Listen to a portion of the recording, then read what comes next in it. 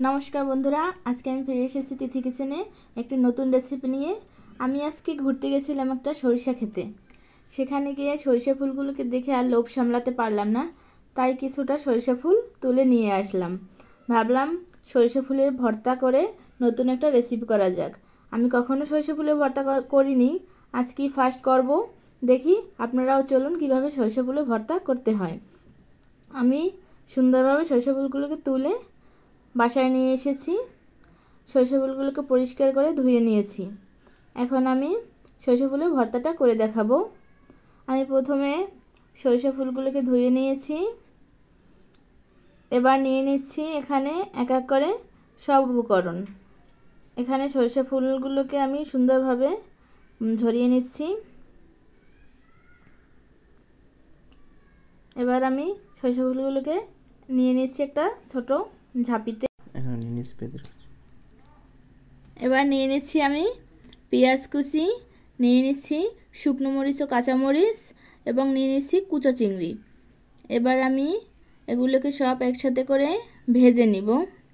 আমি চুলায় কড়াই বসিয়ে দিয়েছি। আমি কড়াইটা দেখছি গরম হচ্ছে কিনা।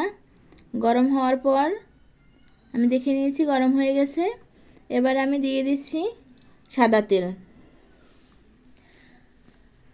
সাদা তেল দেওয়ার পরে দিয়ে দিচ্ছি একটি শুকনো মরিচ। আপনাদের ঝাল খাওয়ার পরিমাণ মতো মরিচ দিয়ে নেবেন। আমি দিয়ে দিচ্ছি কাঁচা মরিচ 3টি। এটাকে একটু ভেজে নিয়েছি। এখন আমি দিয়ে দিচ্ছি কুচো চিংড়িটা।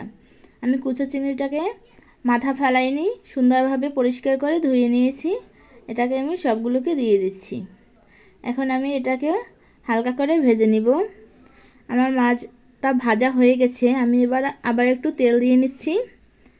এবার তেলটা গরম হয়ে গেলে আমি দিয়ে দিব এখানে পেঁয়াজ কুচিটা। আমি পেঁয়াজ কুচিটাকেও ভালোভাবে একটু লালচে করে ভেজে নিচ্ছি। আমার পেঁয়াজ কুচি ভাজা হয়ে গেলে আমি একসাথে মাছ আর পেঁয়াজটাকে আবার একটু ভেজে নিচ্ছি। আমার মাছ আর পেঁয়াজটাও ভাজা হয়ে গেছে। এবার আমি মাছটাকে পাশে রেখে আবার আমি পরিমাণ মতো তেল দিয়ে নিচ্ছি।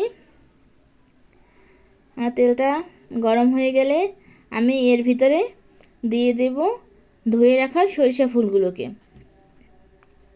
আমি সরিষা ফুলগুলোকে দিয়ে দিয়েছি।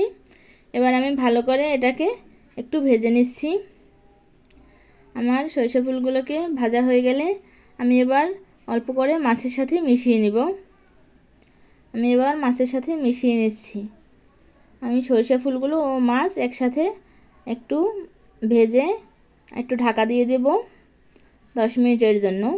অল্প আছে আমি ঢাকা দিয়ে দিয়েছিলাম 10 মিনিটের জন্য, যাতে ফুলগুলো একটু সিদ্ধ হয়ে যায়। এবার আমি নেড়েচেড়ে মাছটাকে আর ফুলগুলোকে উঠিয়ে নিচ্ছি। এবার আমি এটা শিলপাটায় বেটে নেব। আপনারা ইচ্ছা করলে মিক্সিতেও গুঁড়ো করে নিতে পারেন। আমি এবার শিলপাটায় বেটে নেব, কারণ যে কোনো ভর্তা শিলপাটায় বেটে নিলে খেতে ভালো হয়। আমি এগুলোকে ভাজার সময় একটু পেঁয়াজ দিয়েছিলাম, রসুন দিয়েছিলাম, সেটা আমার দেখানো হয়নি। আর আমি লবণ দিয়ে দিচ্ছি। এবার আমি ভালো করে এটাকে বেটে নিব। আমার বাটা হয়ে গেছে। আমি এখন এটাকে ভালোভাবে উঠিয়ে নিচ্ছি। আমি পুরোটাকে পরিষ্কার করে উঠিয়ে নিচ্ছি।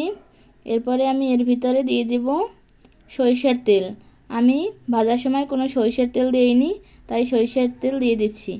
নমস্কার বন্ধুরা, আপনাদের ভালো লাগলে আপনারা এই সরিষা ফুলের ভর্তাটা করে খেতে পারেন। নমস্কার, ফিরে আসছি নতুন আরেকটি ভিডিও নিয়ে। ততদিন আপনারা ভালো থাকুন, সুস্থ থাকুন এবং ভালো লাগলে একটু লাইক, কমেন্ট এবং শেয়ার করে দেবেন।